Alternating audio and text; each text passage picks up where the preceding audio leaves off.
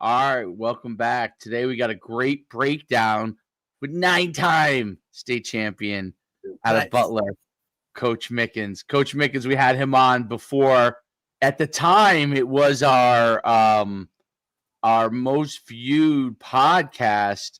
Back when when did we have you on? It was a while ago now, I guess. Over the summer, I believe. Oh, it's summer. Okay, yeah. So 7 months ago. Yeah. And then we roll after that. We started rolling with the college coaches, and they then eventually trumped you a little bit. But that's all right. At the time, yours was like, dude, we were like, whoa, right, Derek? Remember that? I told you. It was unbelievable. So, hey, Coach Schumann, I just I saw your picture on the opening there. I got to teach you a better grip, man. You were palming that ball a little bit. How do you throw that thing? No spiral there, right? Every time I throw, it's a spiral. It's a dot. Every time. So yeah, we were going to break down cover 2 today and beating cover 2, how to beat cover 2, and from an offensive standpoint, just a little background, and then I'll let Coach roll because I have everything queued up for you.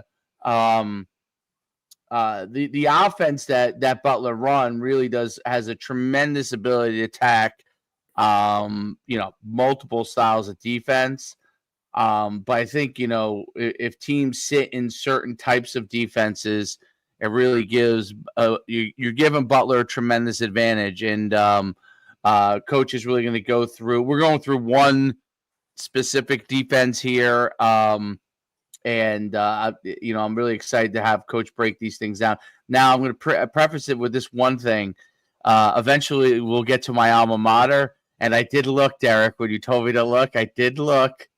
Told you don't do it. Doesn't look like the Saddlebrook I know. So, but and first and foremost, even back when Derek played, or when we first started running the offense, defenses weren't as complicated as they are now. And, it's evolved over time, and so have we. And, really this year we took some really big steps, particularly in our passing game, and our head coach, and Jay's been on the show here too. Jason Luciani is a tremendous football coach, and a lot of the new design and some of the things that we do from formations. I mean, Jay did some great play design this year to really help us shake a couple of our athletes loose. Our main focus this year really was, if you really want to score points, you got to get the ball to your playmakers. And, thank God we had a few of them, and, but we had one, main guy that, as far as, we're concerned, one of the best guys ever to pull a jersey on at Butler, as far as I'm concerned, in PJ Coffey. And, PJ's been, playing for us since he's a freshman, and he's grown all the way through. And we're really proud now that he's signed to go to play at Rhode Island. So we're really excited about that. But, PJ was a real weapon that we couldn't have getting 5 touches in a game. So, we worked really, really hard in the offseason to make sure that, from a formation standpoint and, and our route combination standpoint, that we're trying to get him the football, which is right. Which is what you try to do, which isn't easy all the time, because I will tell you that since people have gone to more of a spread set offense, where a lot of teams do now, as where the Delaware wing T was very, prominent when I started running the run and shooting in the 90s. Spread offenses are there. That's what everybody does now. Some kind of version of the spread, which has made it, easier for defensive guys to really come up with schemes that, takes away some of the things that we used to live on. Right. Yeah. So, we've had to become not only creative in the way that we do things from a formation standpoint to get what we want, but we also have had to coach the kids a lot better on pre-snap reads and converting routes once the ball's snapped, and fortunately for us, we had a kid under center that's going to be under center for us again next year in David Smith. That's just he's just a throwback kid, football FBI, off the chart, and real grinder, brother of the New Jersey State Player of the Year, and Yeah. David was The David. last state winning quarterback. David had a tremendous year. We went into the Cedar Grove game where the kid had 1 turnover in 11 games. So, which is what Talk I about that thought stat. was the most impressive thing about him, because the one thing that we talked about with all of our quarterbacks in our preseason meeting was how important taking care of the football is for us to be able to get where we wanted to be in a state championship. So, so a lot of the things you're going to see are, some new, some real good play design that, Coach Luciani really spent a lot of time helping us develop. And, we really felt great about our ability to throw a football this year. Yeah, there's no doubt about it. You guys had a phenomenal season. What you guys are doing is tremendous. So let's dive right into it. We'll start with your I'll just kind of tell you I think each one is a different team here. Well, I tried to mix in some different looks of, primarily too high safety or guys rolling into too high or rolling out of it, so we get a lot of both. Most teams in our league, particularly, are too high teams, or they start in a too high shell. And by the way, once you start watching drone footage, you'll never go back. So, I love drone footage. No, it's phenomenal. Like we've utilized it. It's absolutely, it's amazing. I look at it like this, like we never even had a tight shot. You know what I mean? Like I never saw the tight shot until we got to college. And then, when Dave and I were together, like that was like pivotal. It's like, dude, we need the end zone camera. We need that tight shot, even from a safety perspective, right? Like just seeing that view, it's on a different level. So the fact that you guys have already got it, that's awesome. The drone is amazing. Here's the way we're looking at this now. So this is a good example of this is our game against Beckton. Beckton's a very well coached team. They play good defense any time that we've played them, and they had some good variations of two shell coverage here and mixing in some man. You can see we'll go from the left to right here on the single receiver side. This is what we're reading. David's coming up to the line right here, and he's looking at the safety. We would call this middle of the field closed because there is a safety in the middle of the field, but they're going to play cover 2 underneath, and so it's kind of a combo defense here. So David knows to the single receiver side that guy's being bracketed, right? So that's really that's a 2 safety look, okay, because he's being bracketed, right? So on the out. He flares on the out. So David knows pre-snap that he's not going to the single receiver side, right? He doesn't have it. We're being double teamed there. So he comes off, and now he's going to make an out throw. If you run that back for a second, you'll see that they were trying to press PJ and man off the slot. That's PJ Coffey, right? So he's trying to get hands on, and he thinks he has safety help over the top. But we occupy the safety with what we call a seam or a rail route.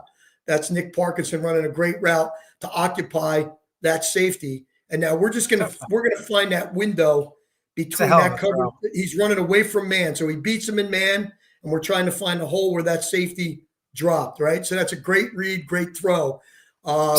David knows pre-snap that PJ's in press and that he's going to beat him off the press, and that we're going to throw that ball in what we call the dead zone. So that's where he delivered the ball. Okay, so again, pre-snap, he sees its bracket, and he comes off it right away. Now, if we have no bracket, go back a little bit, Dave. If that linebacker's not walked out into that lane to take the slant away, or to really get underneath, get it underneath a hook or a speed out route, we have one-on-one there. Then, if that backer's bumped in the box, then David's got a choice to go there. On a single receiver choice. That's his choice. So he has that pre-snap. But pre-snap, he knows he doesn't have it. And he knows he has press with PJ. But what makes this route is our outside receiver here, Nick Parkinson, really running a strong route to occupy, what ends up being both safeties. So we get that whole shot, right? Does he have the ability to give to the run inside? Because you have that sniffer wing. And then you have a 5. I always say, I always look. I don't know how you guys look at it, but I look at this when these backers outside. That's a 5 box, you know. And so here's you, the thing for us, that our H-back, our A-back, our sniffer wing there, he can do a bunch of things, which puts people in binds, right?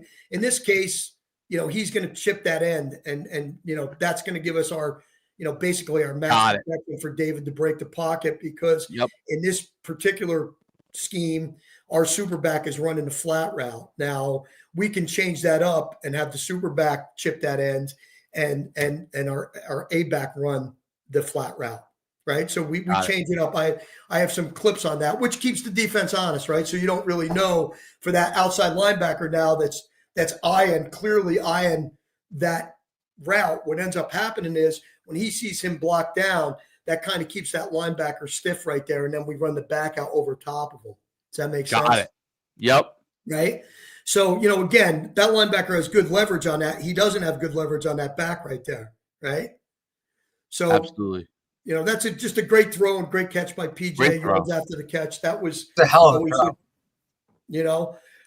And this is, again, our H-back, we consider that trips, right? So, again, that's that, we used to call it, that rip look, but that's still a trips look for us. I put this one in here. This is Mountain Lakes game. Again, obviously Mountain Lakes is a well-coached football team. This is the section final. They vary. Of course, they're going to give us a different look on every play. Yeah. And David, again, has a great ability to recognize where they showed us, one high safety to start. They rolled to two. He knows exactly what his check is. And the reason why I put this in here is because, it's not always downfield, right? This is just a simple stick route to our A-back, Peter Calvi, who's also basically slots. This is a tight slot look for us. And, Peter's just going to run a simple stick route. And David knows he has it just based on what the coverage is. So I put that in here to emphasize that one of the philosophies that hasn't changed for us over the 30 years we've been doing this is, we don't run into coverage. You could see that look right there where we just don't run into coverage. Again, this is we're going to look at this as Mountain Lakes. This is a too high look, but we know that they're playing us in man underneath. They got PJ and man here.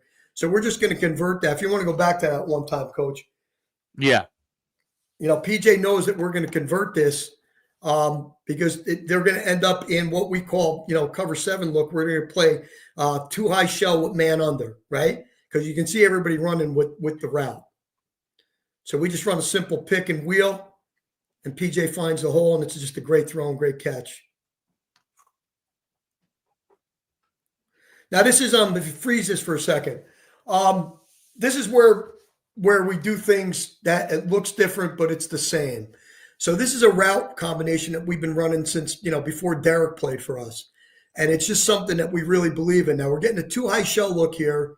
And that tells our middle of the field runner, okay, that he's going to sit down. He's not going to run into that coverage, right? So he's going to read that coverage on the roll. So if the safety splits out, he's going to change it to a post. If the safety stay high, he's not going to run into coverage there. He's going to run old school, what we used to call downfield zone rule route with DZR, and he's just going to sit in the window. And, David's got his choice here, right? We got two seams and what we call DZR. I think the DZR comes wide open, but David really finds a window here and gets it into PJ. Now, guys are going to try to get hands on us here. So this is really, again, too high shell with some man under. And David makes a really good throw in the hole here. So you can run that one. But I want to particularly point out that watch the inside receiver. Note that safety's over the top. That's a key to the route, right? So he's sitting down between the linebacker's drop and where the safety's drop is. That's Peter Cal. That's a great route. That's exactly how we teach it. He realizes what the coverage is. He's not going to continue running that stretch or post route. He's going to sit down in that window. And that's really why I wanted to show this clip. If you can run that back a little bit. Yeah. You can see it. I mean, David reads this great off. I'm not actually criticizing where he goes with the ball. I just wanted to point out to where he's reading that route. He sees that safety over the top, and he's just going to sit in that window, which is right, great. because he's wide open right over the middle of the field. Yes. He actually takes the tougher throw, but he makes it. He can really throw the ball. Yeah, he squeezes it in there. And again, hey, he's got a great release. That's our best guy right there, right? That's who you want to get the ball to, and we consider that open, right? He's open right, to throw that ball, So we might point out to him in film and say, hey, Dave, you might want to come off of that in the middle of the field throws, great, but you're not going to criticize the fact that he stuffed that one in there to our best player, right? Right, and I think too, if you have in most offenses or other teams' offenses that aren't this, and you're not throwing as much as that, he's not going to make that throw. Another quarterback in another situation, something like that, is not going to throw that ball no matter what. That was a little. I wanted to give that example is that that's play design, right? That's not changing your philosophy on how you read defenses or where you want the quarterback to look and throw the ball. Right. His read didn't change. The play design changed, but we ended up in the same spot. Right. That's really what I'm trying to, it's like sometimes we line up in these formations, and we got guys in the stands thinking that I burned my run and shoot card. And that's, it's really not. It's just we've gotten a lot smarter with play design and formations. Right. But it's the same philosophy. 100%. So again, this is Coach. This is the one I wanted to put in here. Even though this is we're getting a too high look, they really roll this over to our trips. A lot of teams do this to us, right? They really try to get a max, take away every possible zone, hook to curl, out route, over the top scheme. And we really look for this matchup. Derek knows that I'm never going to change that one-on-one that you're seeing at top, where you're going to put your corner on the island out there. We're not going to pass that up, right?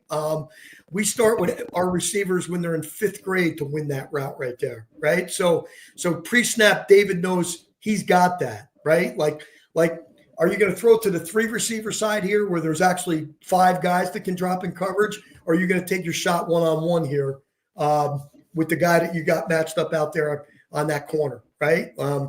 We teach our outside receivers from the time they pick up a football, you got to win in this situation, right? This is a win route for us. So, there's different things that the receiver can do here. He's being pressed square. So his release is really going to determine where, David throws the ball. Him and David are on the same page here. So this is either going to be a quick slant because there is a safety in the middle of the field. So we're not really going to try to run a post here. We're going to run a quick slant, or that's going to be a fade right off the line. So let's see what we do here. Right, so I love this read because it's just a great read. It's a quick slant. He knows the linebacker's not walked out in coverage. And this is just great timing. You can go back to that, Coach.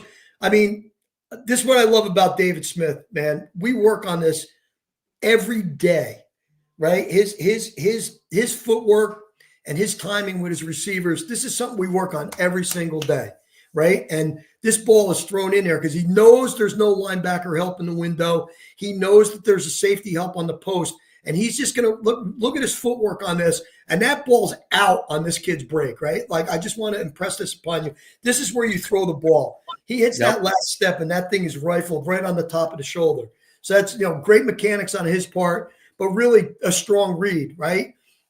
We definitely had a trips play called here. He saw them overshift to our trips. He knew he had one-on-one with no linebacker walkout, and he's stuffing the slant in there right away, right? Quick question. If your receivers see that they have that one-on-one, do you could he widen himself to give himself more room for that slant, or? Yeah, absolutely. Okay. I mean, we don't like to get too wide, right? Because it's a harder throw. We like that throw to really actually to occur where it did. So we're not in the safety's purview where he can come down and make a play. Now we want yards after the catch here if we can get them, So yeah, I mean, could he have widened this a little bit? Yeah, he could have. He has a little bit more field there, but the timing of the throw I think is probably more important than how wide he is. Okay, got it. Like I said, this is this is hard to defend, right? That's a real good receiver that's coming back for us next year. Really good play. And again, I just want to emphasize this too. Now, this is a great play. Now, this is Derek. This is nothing more than an even set, right? Like we're an even here. And 2x2. Actually, if you freeze this, when I originally learned the offense, Mouse Davis ran a lot of compressed sets. Believe it or not, if you go back and look at the original run and shoot, Mouse's slots were a lot tighter than some of the guys that I followed more so. But this is more of a tight slot look where we can do a lot of things out of this look. We found that we were always an outside in breaking team, and now we've become both, right? So we could break inside or outside now, which is what mostly what I love about what we've done with the offense. This is also a tremendous run set for us. We've been very successful running the ball out of this set, and also become a really good screen set for us. So we've not put in 50 plays out of this formation, but the plays we have put in have been very effective, including this one. This has been my favorite play of the year because it's a flood concept that really breaks out where, everybody seems to go to a 2-shell and tighten us down on this, which Saddlebrook is doing here. But you can see on the outbreak, it's really hard to cover what we do here. So go ahead. This is really a bench concept. PJ runs a great route, gets collisioned, and then we'll just take the high route over the top. Again, great read by David. We really want PJ to run a good outbreaker here. David sees it right away, and he knows there's no hands on that guy coming off, and that safety's got to get to that dead area, and he's just not going to get there on this route, right? So that's a really good, high to low read, and David saw it high right away, and he took advantage of it. Are you stacked here, Coach? We are not.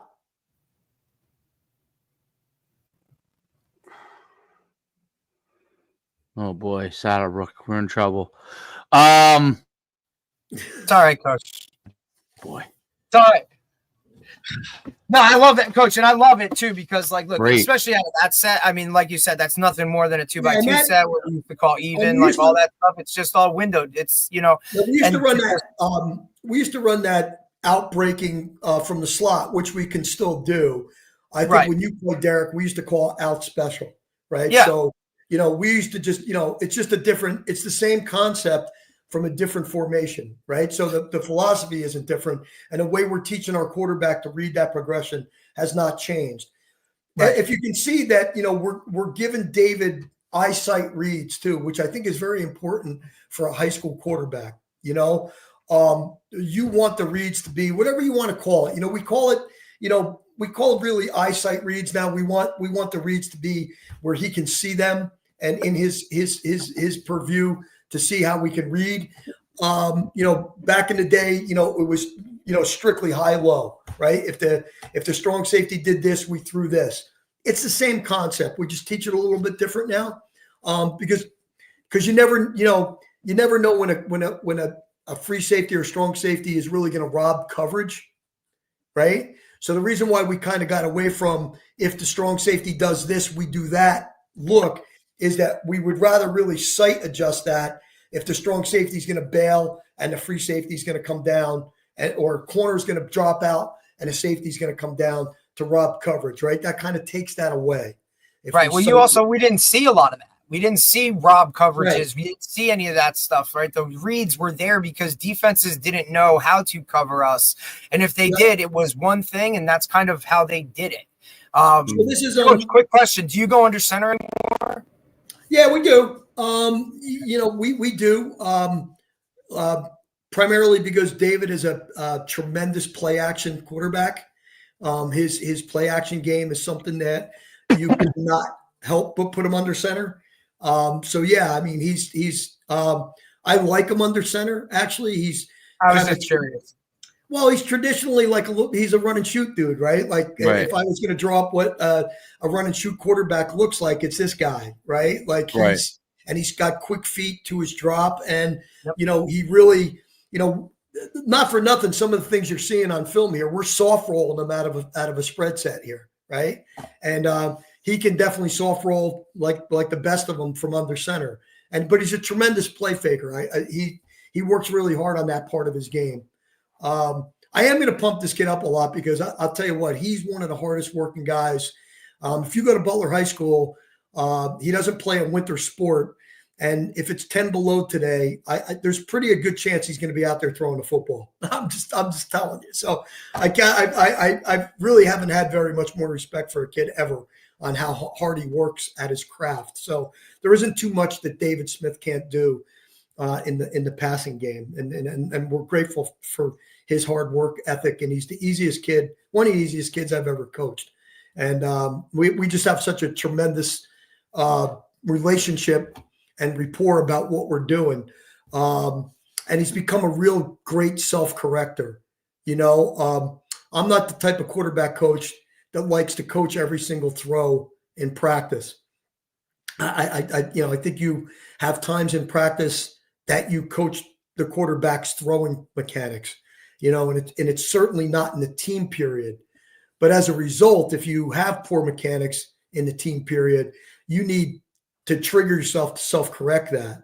And I think that if David made a leap from his sophomore season to now is that he learned to self-correct, right? So we would talk about mechanics, or we would talk about throws that he missed in practice, or we would look at the drone footage on his mechanics on how he might have missed a throw in practice or a game, but then he would self-correct it, right? Because when the bullets are flying down at Hasbrook Heights on a Friday night, I can't correct his mechanics. He has to, because he missed a couple throws, truthfully, in the first half of the Hasbrook Heights game that we talked about at halftime that he self-corrected in the second half, and he didn't miss the throws in the second half, right? So that's how much David's grown as a quarterback, and he's going to continue to grow. And he's a tremendous student of the game. He really is. Been around this a long time. I put this clip in here because we do see a lot of this, right? I mean, we see a lot of this, press man on the bottom and, guys trying to carry to the safety. And it's really changed us a lot. I mean, we found this is a team we play every year, Sea Caucus, and they're coming up with a good scheme here. They're trying to disguise, trying to show us that they're robbing coverage, but they end up basically in a cover 3 look.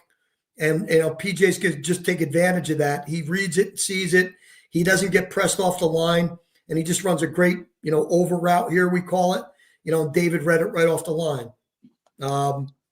Really good look. This is our even set. Again, we use this a lot to balance. And we're gonna treat this as a 2 high, right? And now he rolls with motion, and we get 1 high, which we like. And again, that just gives David the ability to throw that ball in here. If you notice that play, if you go back, watch him hang in here and take the shot that he takes. Again, this is something that he's really improved in his game, is that we always talk to him about eyes downfield. His eyes are definitely downfield here because he takes a shot here, right? I mean, and that's just him knowing, trusting his read, knowing where he's going to throw the football. Again, Sea Caucus has given us a lot of movement, pre-snap. We do use motion to try to uncover that. Love that. That's pretty much going to, tip your hand, and he knows he's got that over route right there. That's just a great window. I think we had 4 good routes in that. I think we scored that, pretty good on 4 good routes. He could have hit a bunch of them. He could have picked his poison on that one. He had a whole bunch of them. Right, but again, you're getting PJ free off the line. He knows he's got that before the ball snapped. Listen, on pre-snap reads for your quarterback. What do you have him looking for with his eyes? Really, how many safeties are in? We look safety box. We've always done that. Box count. If we have an RPO called, he's going to hand it off. We have some, good RPOs that we run to keep people honest. And David's a good runner of the football also. And he is a good reader of an RPO. But we're always, Dave, we always read high to low. My quarterbacks, I want to know how many safeties they are, pre-snap read, because that really gives us, a pretty good idea of what the coverage is. And then, if we're not sure, it's up to us as coaches to design a play that's going to include some motion. So we uncovered that. You saw that one simple motion by our slot there, uncover that one simple motion by our slot there, uncover the fact that they rolled to cover, to a 1 high instead of a 2 high. So, we just converted that route. If they sat in 2 high, we certainly wouldn't have run an over route there. It would have been, PJ would have converted, right? But if David still saw 2 high, he would go to the 2 high route. Is that inside guy converting based off of what he sees safety wise? Yeah, middle of field open, middle of field closed. Absolutely. He's not going to run into coverage there. Right. So, that's a good over route by PJ. Again, I'm praising, a kid that, I feel in the 40 years I've been coaching at Butler High School, one of the best guys that's ever played for us, could have played on any of our championship or great teams as far as I'm concerned. And, after running routes for us for 4 years, PJ became a really good route runner, somebody that could, really convert a route without even thinking about it, Got it. I put this clip in here. This is Hasbrook Heights. Again, Heights obviously is our rival. It's become a really good rivalry. And I put this in here because this is really a good look of this is a 2 high look, except they really don't have anybody in the middle of the field. You can see at the bottom of the screen, we're getting funneled and the corner's coming off. So if we think this is true cover 2 to our trip side, which we do, we're always going to have an occupier that's going to run a flat route. In this case, it's just our A-backs running. That's a weird cover 2. What's that? That's a weird cover 2 they're running there. Yeah, well, they corners are running 2. They wanted to take away PJ probably. Right? They're trying to take PJ away here on a fade. They're trying to take PJ away here on a smash, which is okay. Go back to that a little bit. Yeah. So we're just going to convert here. So our outside receiver, Mikey Henning, he gets funneled, but he knows he's coming under on a dig route, right? So we just know when the middle of the field's open like that, we're going to go to a 2 dig scheme. Go back to that. So I really want to be careful. I mean, we could have run this as a smash and fade combination, but we see the middle of the field's open, right? So that's a middle of the field open for us, and those guys they converted to a 2 dig look. Is that the H that's running in the flat there and occupying? Yes. So he's running the old arrow route. Derek, this is an old version of slide. Yep. This is Coach Schumann. So this is one of the original run and shoot plays ever, right? And it's slide because the 2 receivers here have the ability to slide a window. That's why we call it slide. And you can see that they both slide a window. I think David sees the linebackers drop here and doesn't go to PJ. And I think he makes the absolute right read to throw this to the outside dig because his head's in that window. You see where David's head is right there? If you go back he's throwing in that window. He knows that outbreaking dig is going to be his look. That linebacker passes off. Okay. Great throw. Tight window. But that's where he's reading it, right? He knows that's coming off of there, right? And he knows he's going to throw it in a hole where the safety's not. So that's just a great read. I mean, people will say, well, why didn't he throw it in there to PJ? I think he knew that linebacker was dropping the depth there. And that's a great read by him, in my opinion. Right. I guess he probably doesn't know if that. He probably doesn't know if that linebacker is going to run to the middle of the field either because they're playing so wide. So by going to the outside guy, he knows that guy's going to be open. The guy running towards the middle, obviously that's a home run ball, but he doesn't know if they're dropping a Tampa 2. I mean, they might, because they're playing so wide. Like I would assume as a quarterback, wow, if they're playing this wide, they got to run a linebacker down the middle. It's too easy, right? So, teams like here's the Heights is you just saw a really good cover 2 look by Heights. Right. And here they're giving us a 1 high look here now, right? So these guys can coach too. That's the point. So we have to always be prepared. So we really just saw a cover. This is a cover 3 look. I mean, they could do what if you run that back. It's a cover 3 look, right? We're going to treat this as cover 3. We got 7 and 1 inside corners, right? They're playing cover 3. If you go back again, if you look to the single receiver side. David knows he doesn't have that. That linebacker's walked. We knew on film that he was going to drop to try to take away anything short to a single receiver side. So again, we're going to take the PJ matchup, on a slot cover, and we think he's going to win that one-on-one, which he will. Right. So this is just the same route we ran out of bunch. Out of bunch. It just you have the wide guy taking away the safety, right? Or exactly. So it's just, again, these guys can coach too, and we're just trying to take advantage of the fact that we can convert that route no matter what formation we're in, right? So again, they're playing us. The key here that I want to stress to you guys is we never used to get that. See number 4 right there? Never. Yeah, we never used to get that look back in the day, right? That linebacker was always – we used to go against a lot of guys that were – they'd walk a linebacker out from 4-4, right? Everybody was a traditional 4-4 team, right? But guys have evolved. Hasbrook Heights does a really good job that I will tell you at heart, Hasbrook Heights is a 4-4 football team. But when they play us, they're going to give us a version of 4-3. They're going to line up in some 3-4, but they're always going to give us that linebacker that's edged out. The RPO linebacker, the guy that we're going to try to, F with in the running and passing game. But in the passing game, our quarterbacks really need to know where that guy is and what he's doing, because you have to be able to throw a ball like that, right? So if you run that back, on the last play I showed you, number 4 was dropping into coverage to take this very play away from us. Now, we made some adjustments, and we realized that on a play action here, that number 4 – yeah, he's coming. He's trying to take David away here on this read option. Boom. And David does – David's reading this now, right? This is an RPO. So this is a great throw. So David's eyes are up. He sees number 4 hedge his bet, and he's going to stick this right in here on the slant against the cover 3 look, right?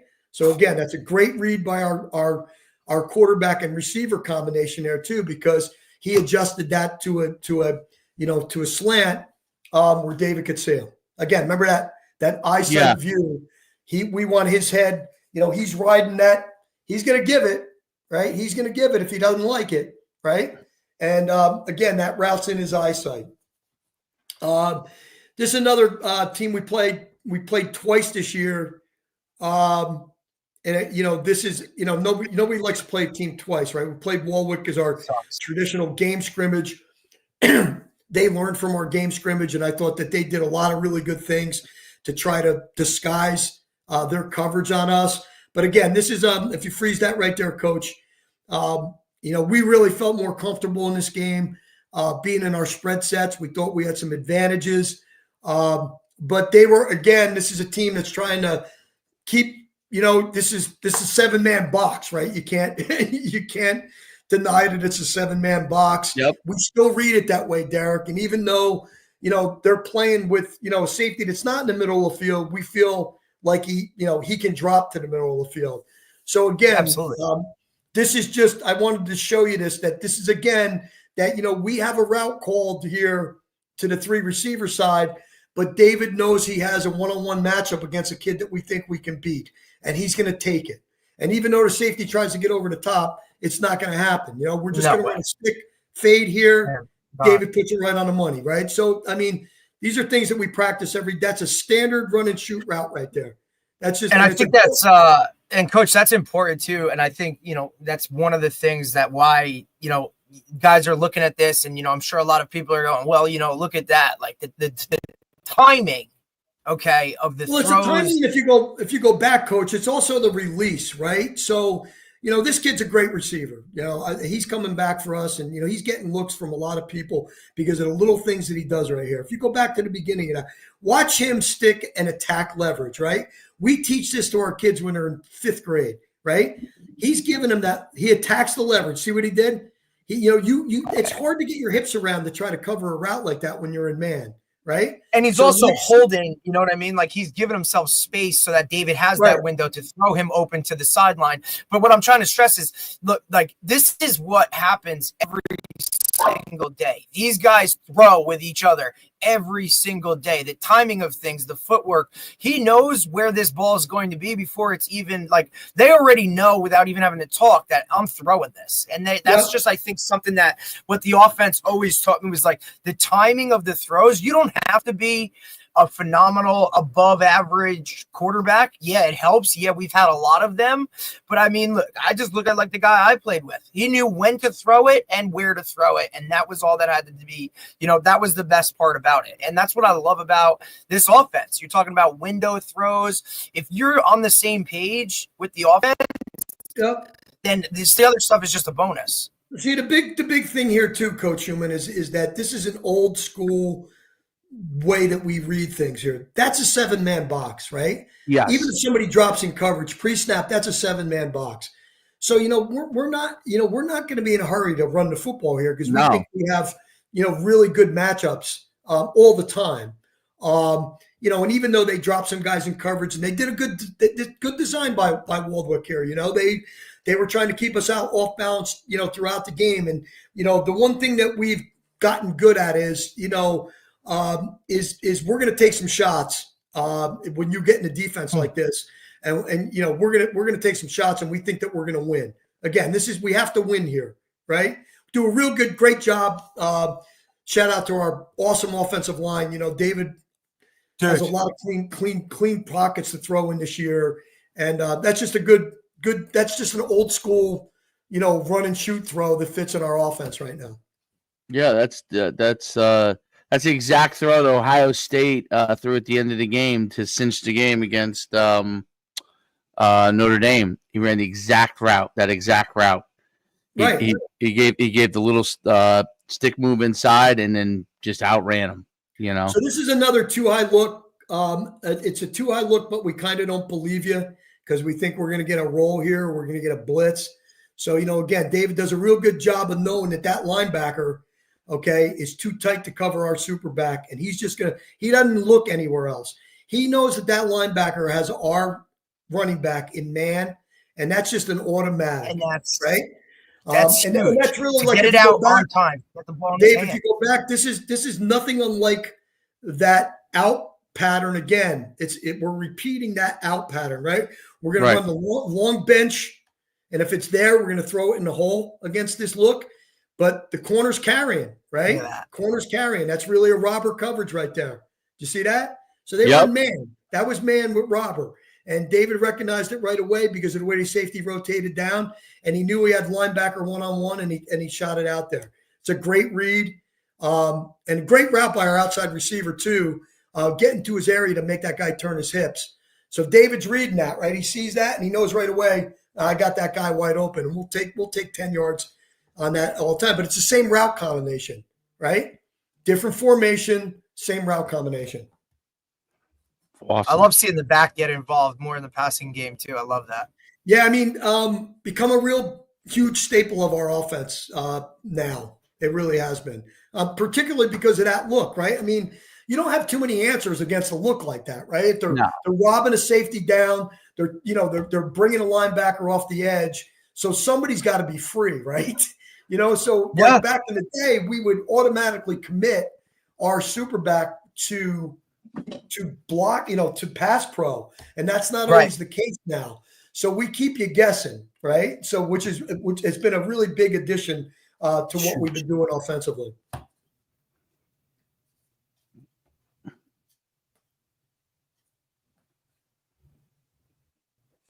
Yeah, so this is the one like I showed you before. That's a whole shot to PJ. So that's again against the a 2-shell look. I mean, you guys will see that a lot of teams now, like if you're in spread, that was the whole shot. Yeah, they like to guys like to play with 2 safeties. I mean, our defensive coordinator likes to play with 2 safeties. There's you could be way more innovative with a 2 safety look than you can be with a 1 high. I mean, if you're asking me what gives, me and coach a lot more challenge is line up in 2 high, right? Because then, but it's great for us because then we get to create, right? So it's made us better coaches too. I mean, listen, a 6-man 1 high box is what we designed the offense on originally. And if you're going to be a 1 high 6-man box, we'll go back to the shit that's worked for 30 years. We're not going to change that too much. The challenge. that's what, that's what defenses were back then, right? It was cover three. Not a lot of guys changed or did multiple stuff, right? That we would see. And plus the teams you play have changed. The league has changed, right? Like, so you're seeing different things. And look, like you said, kudos to some of these teams that like come up with different things that now you have to work with. But also kudos to you. I mean, look, all the success in the offense, yet you're still evolving, still changing, still doing things to do, to make it successful year after year. Yeah, I mean, I just finished my 42nd season. We've been throwing the shit out of the ball at Butler for a really long time. With some good play design with coach this year, and some of the things that we changed, I haven't been more excited about what we're doing right now than I had been, when we were throwing for 4,000 yards a year. I just think that we're so much more accurate and efficient with the football right now on what we're doing, and so much taking advantage of. If you're going to give us that, we're not going to sit around too long, and go through a big play sheet of things that we're going to do. We're really defined, and I think what we've added to our program. That's really great is, we've had a couple great additions to our staff this year. Can name a few, but, we added Bobby Brown this year, came over from Verona. Bobby was a slot receiver for me back in 94 on that great 94 team. And the added quality of having Bobby Brown and Jason Polans, who was on the 2018 championship team, was one of the best receivers to ever play at Butler also. So we got two guys, high-level receivers that played at Butler High School working with our receivers. So I just want to shout those guys out on the fact that you see those kids running that route. That's not Coach Luciani and I. That's those guys, making sure that, here's what we want to do. And those guys going out every day and making sure those dudes are running right routes at right depths against, and converting against defenses, and it's just a blessing to have guys that played in our program come back and coach for us, which I think really made a big difference for us this year. We have a staff full of guys that played for us with championship pedigree. The only guys on the staff that didn't play at Butler are Coach Luciani and my son, and they both. My son's been around the program since when Derek was playing. So I think that made a big difference for us this year. But coaching the little things, because we did change some things up this year. I'm not gonna say that we didn't. Coach wanted to, throw the ball a little bit differently, and the design was something that we worked on all off season. And listen, we're doing it right now too. You can sit back on your laurels and say, we have a really good football team coming back. We really do. We graduated some dudes, but we got some dudes coming back. So, our expectations are not, they didn't go down, our program's in great shape, and we have a bunch of playmakers. The best part of our program right now is that we had a really good sophomore class, and we were banged up in the middle of the season, for sure. And those kids got some meaningful playing time and showed, really what they can do. And so we're not really going to have, listen, we're not going to have PJ Coffee. So, to say that you're not going to have some kind of drop off would be foolish for me to say that. But, as a program, we don't really feel like we're going to drop off. And my point there is that, we're still trying to find ways of going back and self-scouting and looking at the way teams play us to see what we can, get better at. You can always get better, right? Doesn't matter if you're doing it for 4 years or 40 years. It doesn't matter. This is laboratory time. It's like there pretty isn't much a day goes by that Coach L doesn't send me that something he wants to do in the red zone. He just sent me something yesterday. We definitely want to do this, right? And so it's always a constant improvement, and that's really what's invigorated me at my age, and being probably, seriously on the back end of my career. There's no doubt about that. But I'm going to go out having a bunch of fun, and this one this year for sure probably meant the most to me ever. And this team and these kids and the kids that I coached that are now coaching. Dave, there's an old saying that says, you start appreciating things more the older you get. And I am here to attest to you that is truly a fact. I didn't want to leave the field after that Mountain Lakes game. I just wanted to, soak it all in case I got hit by a bus in the off season or something. No doubt. It was really a tremendous thing for our program and our community. And, hopefully number 10's coming. Hey guys. No doubt about it. What's up? How we doing? Fantastic. Nice to meet you, sir. What was I gonna say? It's amazing what you guys are doing. That breakdown was incredible, absolutely incredible. Like it's interesting how the concepts of being able to run the same kind of routes and the players adjusting, that run and shoot concept is it's so powerful. And it allows you to not have to run a bunch of plays in guys memorizing a bunch of things. They just have to remember whether they're the guy adjusting or not, and on each kind of set, and then taking those shots when you have those one-on-one matchups is obviously you got to have the players, but the consistency of the program over time allows you to be able to have what guy fits in what role. And you have bringing back those younger, older, what do you call alumni? I guess the alumni players, guys who played for you, to be able to come and teach the same things that you already taught them. It really creates consistency. So when you're adjusting different things and you're evolving, it's just because they know. Yep. Listen. Here's the one thing that carries with you, and it's an important part to be in our program. We have a really young defensive coordinator, but he just happened to be one of the best football players, ever to come through Butler, in Sean Centenaro. And Sean's a young guy, but I would put Sean's defensive capabilities of being a coordinator up against anybody, right? Because he knows the game, he continually evolves, he learns the game, and he's just going to be a tremendous head football coach someday. But having the pedigree of being a winner and knowing our system, and then being able, Sean's not shy about pushing back on something he wants to do or try to innovate or do some things.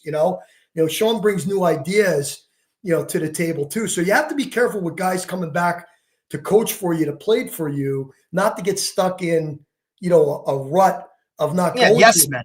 Right. Just don't be that. Go to a clinic. You know what I mean? And us as the older coaches, Jay and I, can't discount somebody like a Jay Polans or a Bobby Brown coming and say, I think we should stem that route that way, right? So you can't be a jerk and say, oh, well, what do you know? Because no shit, that's a pretty good idea. You know what I mean? So I think that we've that's the collaboration that we have on our staff, and it doesn't matter how old or young you are. The way that we game plan, which is really something tremendous that Jay put into our program, that we're I hear a lot of guys try to pick your brain. I have young coaches ask me all, and I'm a giver, right? I learned that from a lot of guys that I grew up as a young coach. Guys were always willing to. I'll name like Jerry Gallagher. I can call Jerry Gallagher right now. He'd give me his playbook, right? A guy like that, right? So I always want to be that guy to young coaches, and I do get a lot of questions that way. And one of the complaints or knocks I get right now from some young guys, especially their head coaches, is that they tell me that they have to do everything, that they can't get their assistants to help them and do things. And I would twist that around and say, that's probably on you, right? And why I say that is because it doesn't matter how young, old, how long you've been on our staff, or it could be your first year. Bobby Brown's first year this year, so he had to learn a lot of new terminology, a lot of things that we needed to do, but he got really comfortable as time went on. The thing of it is that the only thing that we ask you is that, we break film down. Each guy has a role, which I think is the most genius thing ever, is that when we go to our staff meeting on Sunday night, you've already broken down the part of the film that coach wants you to bring to the table. Like who's their player, who's not their player. What do you think we can do against this? And it's just a great way to game plan. It's also a great way for us as older coaches to mentor younger coaches to be good football coaches. That's my sole job for Coach Luciani right now. That's my job. That's what he expects me to do every single day on the field, off the field, is to coach our young coaches and quality control what we're doing. And, you can't do that if you're not having collaboration with your young coaches, right? You just can't. And you have to allow them to bring innovative ideas into your program, And hey, listen, one rule, go to a clinic, Yep. Watch a YouTube video. I don't care where you got it from. Hey, look at this route, I mean, one Danny Pollins, who Jay knows, Danny played for me. Danny was a quarterback, linebacker for us in like the 15, 16, 17 area. He's the head basketball coach at Butler now. He sent me a clip the other day about some things that we want to do with, throwing a tighter spiral. You know what I mean? So, I don't delete the video. I watch it, So that's pretty much where we're at as a staff and a program. And, my advice and suggestion to any head coach out there is to hire assistant that you can trust and make sure that you get them involved in everything that you do every single day. It's a lot more fun and a lot less stressful on you as the head coach. Damn right. There's no doubt about it. I think it makes a huge – well, and one thing I would push back a little bit on is that not everybody has the advantage of being able to be in a situation where they have the establishment that Butler has. And I think when Butler has that establishment, it allows you the freedom to be able to mentor, and the guys are a little bit more confident about it. I think in newer staffs, you have to take that time to gel, and that may be some of the issues that they have with younger coaches. But I agree with you in general on that. I think the in some cases, this may not be the case of Butler, but in some cases you actually have to get young coaches, and when you interview them, like, what do you know about Huddle? How well have you used Huddle? Like, have you broken down film on Huddle? Like, those are actually questions that are probably more important than any of the other stuff on the field, because if they can get involved on the analysis part of the game, absolutely huge.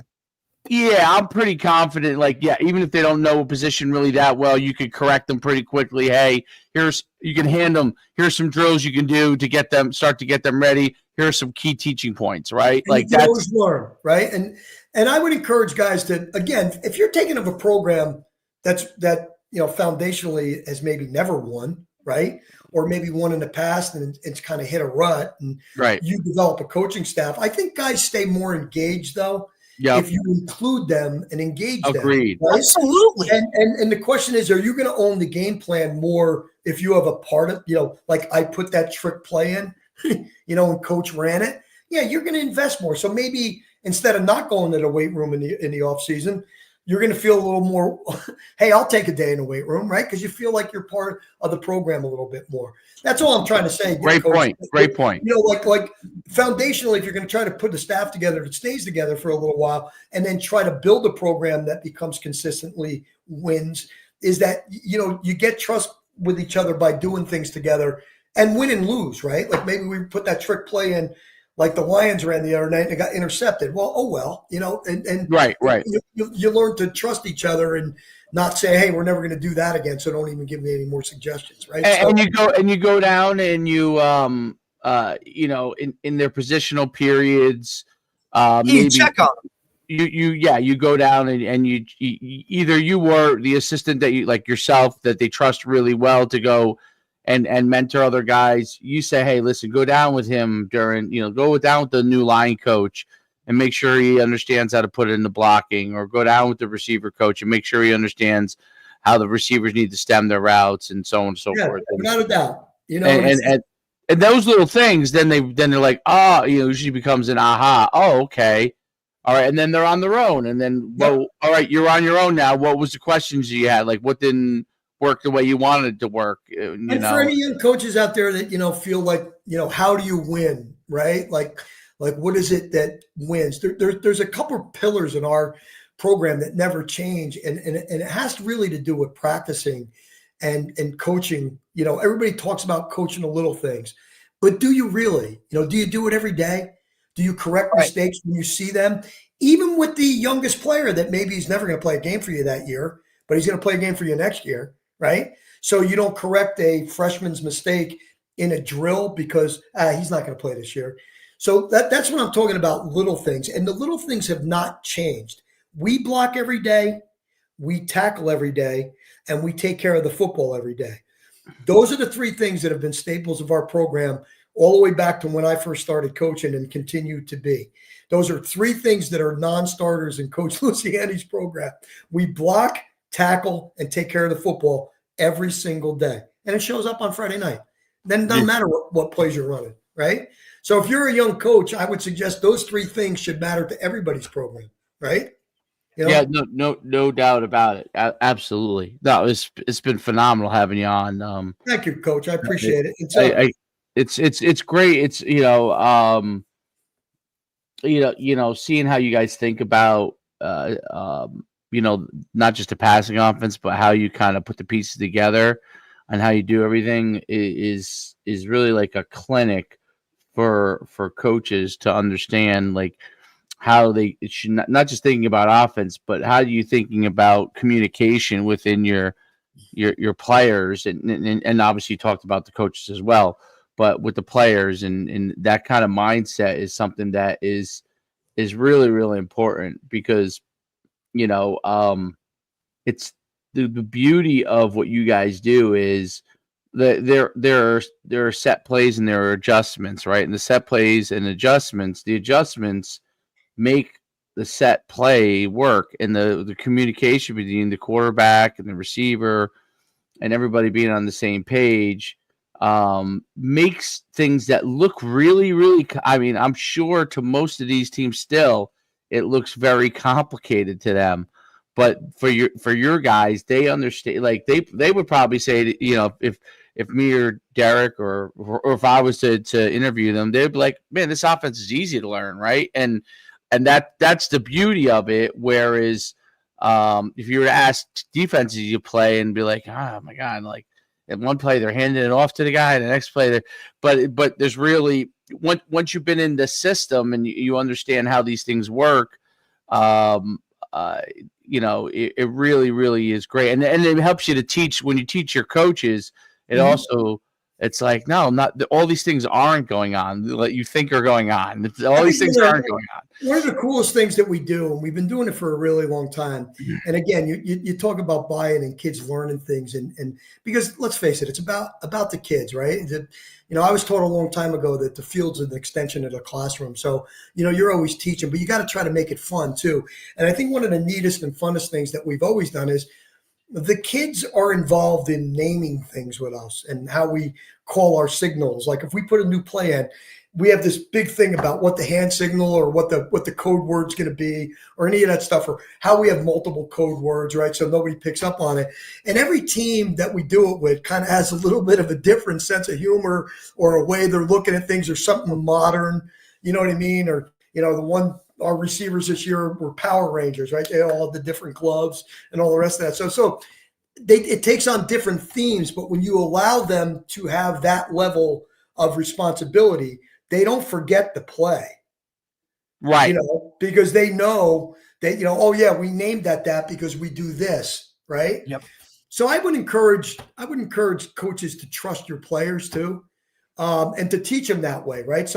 Some kids learn differently, but being involved in the game plan, which, our kids are involved in the game plan. And again, they become more vested in, well, I'm doing this just because coach said I had to. No, I'm doing this because, we watched on film and I think I can do this with the guy. So if you're not a flexible enough coach to trust your players, you're going to say, oh no, that's not how we do it here at Butler. And we don't do that. We don't do that.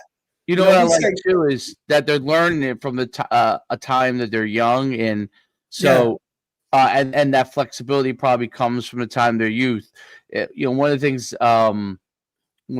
this year, like I tried to implement my son's team. They're 9 years old, and Unfortunately, we don't have as much because the town's so big, like involvement from the high school coaches. But one of the things we did like, so if we had green was our staple color, and we needed other names for green, I'd be like, okay, do you want to use an NFL team? And they would be like, okay, well, Jets, right? And then what's a superhero that's a green? They'll name a superhero that's green, right?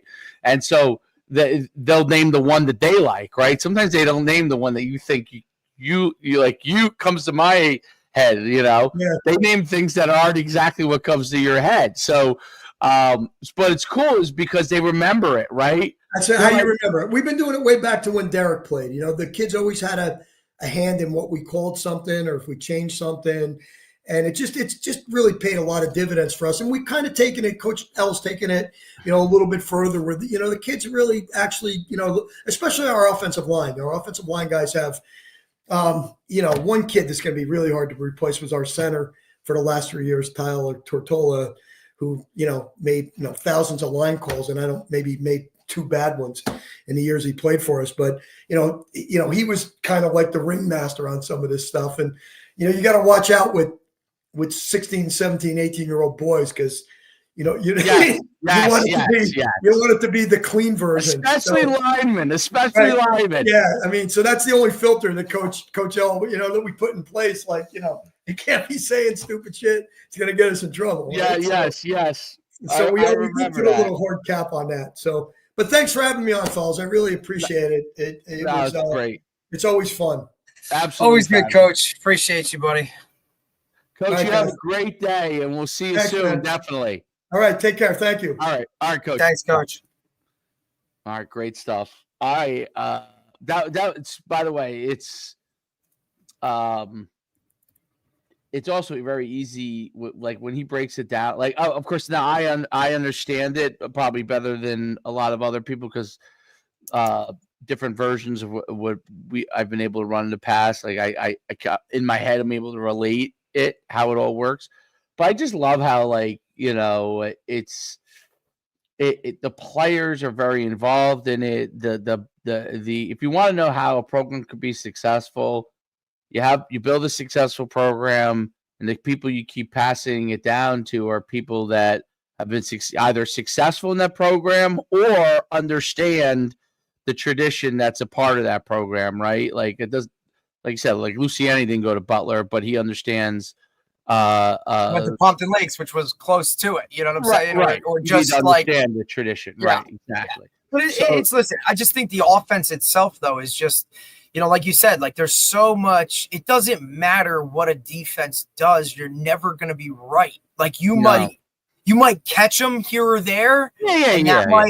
But like it's just. Because of those sight adjustments and that like same page type of, and then so many things built in off of it, it's just like, when Notre Dame on the 3rd and 11, okay, because they just know what Chip Kelly's offense is, and it's a different version, but like principles are similar to what you guys run and all that kind of stuff at Butler. It's not a run and shoot, it's more spread on it, but the same thing. As soon as they lined up and were they knew it was man to man. That's it, dude. It was done. Like he was taking the shot. DB's like, yo, like help out. They were blitzing him. I'm like, he's just gonna throw it deep, dude. He doesn't care because it's 3rd and 11. If it's a picked off, it's a punt. If it's it's a 50-yard punt. If it's an incompletion, I punt the next play. So he takes the shot to his best receiver. He hits it down the field for. You heard him. Heard Coach Mick reference it. Like, look, man, like 1-on-1, all day, every day. Like, my best guys out there, right? Like, hey, I'm gonna give him a shot. Like, like here you go, dude. Like, our guy's better than your guy. Like this guy's been practicing this since he was 5th grade. Like, he's been throwing this ball since he was in 5th grade. Like, but it doesn't even so. Like, just. To play in a system like that where you have the freedom, if I see a one-on-one matchup, I can let it fly, and my coaches are going to support me in that all the time, right? And you're talking about a kid who's a first-year, like this, he's a first-year starter, this kid. Yeah. I'm involved in younger kids into I tell any parent that like has a choice, like you can go to this side or come over by me. And I'm like, I'm not saying that we'll be champs every year. And I'm like, if you want to learn football, if you want to learn things that are going to help you down the line, you come over and play. I can't say that a team is going to have better talent all of a sudden and beat us. That I can't control. But I'm saying if 100%. you're going, because that's the thing. And he referenced that. Like, we had a kid that's probably one of the best receivers ever to come here. I mean, Coach, I'll be very honest. Like, he's got a ride to URI. That might be one of the highest level guys ever. Oh, yeah. You know what I'm saying? Like, hands down. That guy who went to William and Mary. Right. Like him, Conklin, make a couple guys, maybe to like a Fordham, right? Conklin was like a 700 guy. Like, but I'm like, but I mean, you're talking about these are guys that get it done, like, without that stuff. Like that kid's the rarity, which is why, you know, it's just different. But I love that. That's why I just like that offense. I'm glad. I wanted him to really talk about like that DZR route. Like, yeah. It's just such a simple, like, you know, like you, and so I always thought it was the norm. As soon as you see it's open like that, you're going to sit down and you just sit in the window, dude. Like, and I'm just saying that, like, and that was always like, hey, if this isn't clear, like, if that's not there, you know, that's going to be there. And that was like, you know, from a freshman in high school, I learned about having to run my route, see where a safety was, and depending on what he did, I had to do something from that. You know what I'm saying? So guys that are like, oh, you run this route. And it's like, well, why would you run it there? The guy is standing there. It's like, well, that's the route. That's what you drew on paper. Dude, that's not how I was coached. So it's, right. You know what I mean? Like, it's just so like that, those things, it's like, yeah. Like guys in the NFL are like, you know, oh, jumping window, or like, you know, you saw the throw where he's jumping windows and throwing windows. Like you're not supposed to stand behind the defender. Oh, coach, that's how you drew it up. Like, find a window. Like, find the window. It really is like, it's a lot of, you know, higher level stuff that's really very simple. Like, so I'm glad he came on, dude. That was awesome. Awesome. All right, let's limit the roll because I got to go over to. Go get him. You got to see this controversy. I got to tell you about that after I get off. It's about what? UConn stuff? Oh, yeah, it's great. They're on it right now, and I got to get on there because, well, I'll tell you after. Let me get on here. Go get them. Good luck. Thanks, man. See you.